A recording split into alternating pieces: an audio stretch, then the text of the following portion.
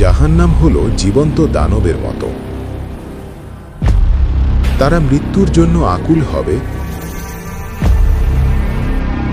জাহান্নামের 7টি ভয়ঙ্কর দরজা।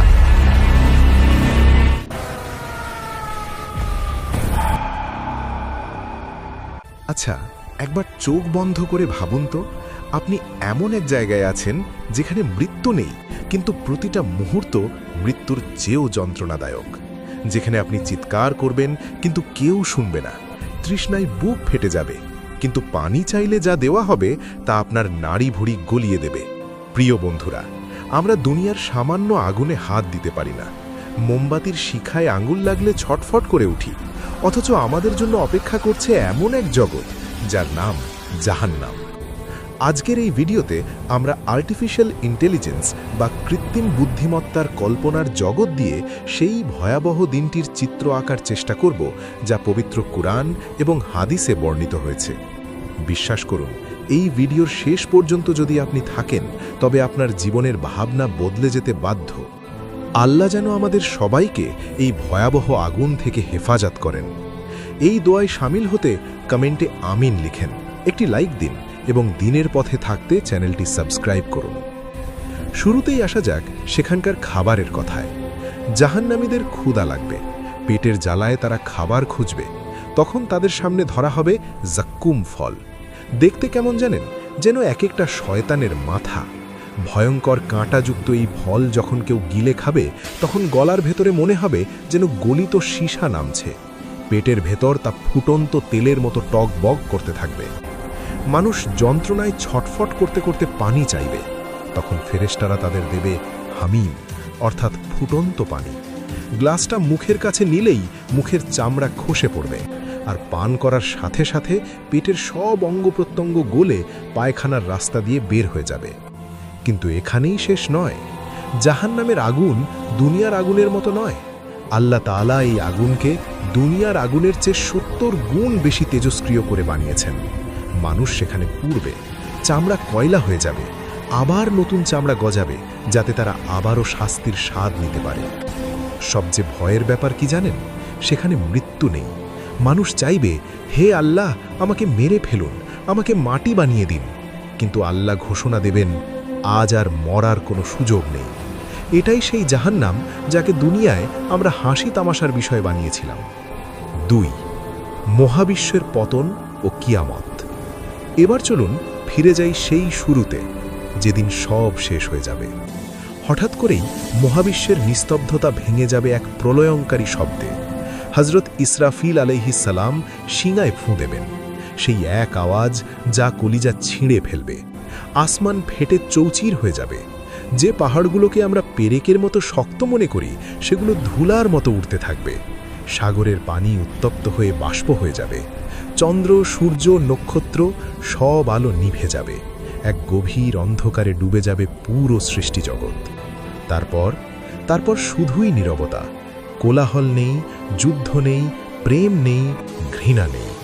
সব শেষ। 40 দিন, 40 বছর, নাকি 40,000 বছর, কেউ জানে না এই নীরবতা কতদিন চলবে। শুধু আল্লাহ জানেন। মাটির নিচে তখন আমরা। হাড়গুলো গলে গেছে, মাংস পচে মিশে গেছে, নখের কোনো চিহ্ন নেই। কিন্তু রূহ বা আত্মা, তারা অপেক্ষা করছে, এক ভয়ার্ত অপেক্ষা। 3. পুনরুত্থান বা আবার জেগে ওঠা। অপেক্ষার পালা শেষ হল। আল্লাহর আদেশে ইসরাফিল দ্বিতীয়বার শিঙায় ফুঁ দিলেন। সাথে সাথে পৃথিবী কেঁপে উঠল। কবরগুলো ফেটে গেল। মাটির নিচ থেকে হাড়গুলো জোড়া লাগতে শুরু করল। মাংসপেশিগুলো হাড়ের উপর বসে গেল। শিরা উপশিরায় রক্ত চলাচল শুরু হলো। হযরত আদম আলাইহিস সালাম থেকে শুরু করে শেষ মানুষটি পর্যন্ত কোটি কোটি মানুষ মাটির নিচ থেকে পোকার মতো বেরিয়ে আসতে লাগল। তাদের কারো গায়ে পোশাক নেই, পায়ে জুতো নেই, শরীর ধুলোয় মাখা। সবাই অবাক, সবাই ভীত। কেউ চিৎকার করে বলছে, আমরা কোথায়? কে আমাদের জাগালো? কেউ নিজেকে নিজেই খামচে ধরছে। তখন এক গম্ভীর ঘোষণা আসবে, এটাই সেই প্রতিশ্রুত দিন। আজ আর পালানোর কোনো পথ নেই। 4. হাসরের মাঠের ভয়াবহতা। পৃথিবীর রূপ তখন বদলে গেছে।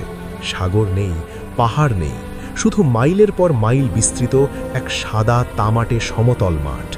এর নাম হাসরের ময়দান। কোটি কোটি মানুষ, তিল ধারণের খাই নেই। সবচেয়ে আতঙ্কের বিষয় হলো সূর্য। যে সূর্য পৃথিবী থেকে কোটি মাইল দূরে থেকেও আমাদের গরমে অস্থির করে তোলে, সেই সূর্যকে তার দিন নামিয়ে আনা হবে মাথার খুব কাছে, মাত্র 1 মাইল ওপরে। ভাবুন তো সেই উত্তাপের কথা। মাথার মগজ টকবক করে ফুটতে থাকবে, মানুষের ঘাম ঝরবে বন্যার মতো। কিন্তু এই ঘাম শুধুই শরীরের পানি নয়, এটি আমাদের পাপের ফসল।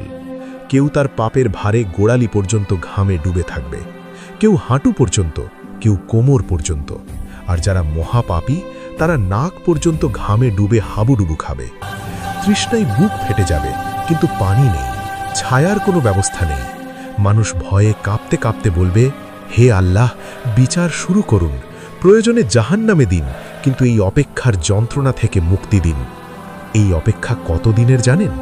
500 বছর নয়, 1000 বছর নয়, 50,000 বছরের এক দীর্ঘদিন হবে সেটি। 5. জাহান্নামের আগমন ও আগুনের ধাওয়া। হঠাৎ হাসরের মাঠে এক বিকট গর্জন শোনা গেল। মাটি থরথর করে কাঁপছে, মনে হচ্ছে লক্ষ লক্ষ পাহাড় একসঙ্গে ভেঙে পড়ছে। মানুষ ভয়ে চিৎকার করে উঠল, এটা কিসের শব্দ? ফেরেশতারা উত্তর দিল, এটাই জাহান্নাম। জাহান্নামকে টেনে আনা হচ্ছে, তাকে বেঁধে রাখা হয়েছে 70,000 মজবুত শিকল দিয়ে, আর প্রতিটি শিকল ধরে টানছে 70,000 করে শক্তিশালী ফেরেশতা, অর্থাৎ 49 কোটি ফেরেশতা তাকে ধরে রাখার চেষ্টা করছে। কিন্তু জাহান্নাম এতটাই ক্ষিপ্ত, এতটাই রাগান্বিত যে সে বারবার শিকল ছিঁড়ে পাপীদের গিলে খাওয়ার জন্য এগিয়ে আসতে চাইছে। তার হুঙ্কার শুনে নবী রাসূলরাও পর্যন্ত ভয়ে ইয়া নাফসি করতে থাকবেন। হঠাৎ জাহান্নামের পেট থেকে বিশাল এক আগুনের গোলা ছিটকে বেরিয়ে এলো। একটা পাহাড়ের সমান সেই আগুনের কুণ্ডলী বিদ্যুতের গতিতে হাসরের মাঠের দিকে ধেয়ে আসতে লাগলো। মানুষ দিকবিদিক জ্ঞানশূন্য হয়ে দৌড়াতে লাগলো, কিন্তু কোথায় পালাবে? ডানে আগুন, বামে আগুন, সামনে আগুন। সবাই যখন ভাবল আজ আর বাঁচার উপায় নেই, ঠিক তখনই জিবরাইল আলাইহিসসালাম আকাশ থেকে নেমে এলেন। তার হাতে ছোট্ট একটি পেয়ালা, তাতে সামান্য একটু পানি। তিনি সেই বিশাল আগুনের উপর পানিটুকু ছিটিয়ে দিলেন। ছি শব্দে মুহূর্তের মধ্যে সেই ভয়ঙ্কর আগুন নিভে গেল। মানুষ অবাক, এটা কি জাদুর পানি? কোন সাগরের পানি এটা? জিবরাইল আলাইহিসসালাম তখন জানালেন, না, এটা কোনো সাধারণ পানি নয়, এটা হলো সেই অনুতপ্ত বান্দার চোখের পানি যে দুনিয়াতে গভীর রাতে আল্লাহর ভয়ে কেঁদেছিল। নিজের পাপের কথা স্মরণ করে যে দুফোঁটা অশ্রু ফেলেছিল, সেই অশ্রুই আজ জাহান্নামের এই বিশাল আগুনকে নিভিয়ে দিল। সুবহানাল্লাহ! ভাবুন তো বন্ধুরা, আল্লাহর কাছে আমাদের চোখের পানির দাম কত বেশি। 6.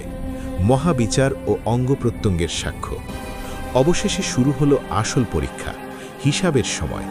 এক এক করে নাম ডাকা হচ্ছে। যার নাম ডাকা হচ্ছে সে ভয়ে কাঁপতে কাঁপতে আল্লাহর আরশের সামনে এসে দাঁড়াচ্ছে। কারো ডান হাতে আমলনামা দেওয়া হলো, সে খুশিতে আত্মহারা। সে চিৎকার করে সবাইকে বলছে, দেখো দেখো, আমি পাশ করেছি, আমি জানতাম আজকের দিন আসবে, তাই আমি প্রস্তুতি নিয়েছিলাম। কিন্তু যার বাম হাতে আমলনামা দেওয়া হলো, তার আর্তনাদ আকাশ বাতাস ভারী করে তুলল। সে বলবে, হায়, আমি যদি মাটি হয়ে যেতাম, আমি যদি অস্তিত্বহীন হতাম। তখন কিছু মানুষ আল্লাহর সামনে দাঁড়িয়ে মিথ্যা বলার চেষ্টা করবে। তারা বলবে, হে আল্লাহ, আমি তো এই পাপ করিনি, আমি তো নির্দোষ ছিলাম। আল্লাহ তখন বলবেন, আজ মুখে কোনো কথা চলবে না। সাথে সাথে মানুষের মুখে মোহর এঁটে দেওয়া হবে, মুখ বন্ধ। তখন শুরু হবে এক অলৌকিক দৃশ্য। হাত কথা বলে উঠবে, হে আল্লাহ, এই হাত দিয়ে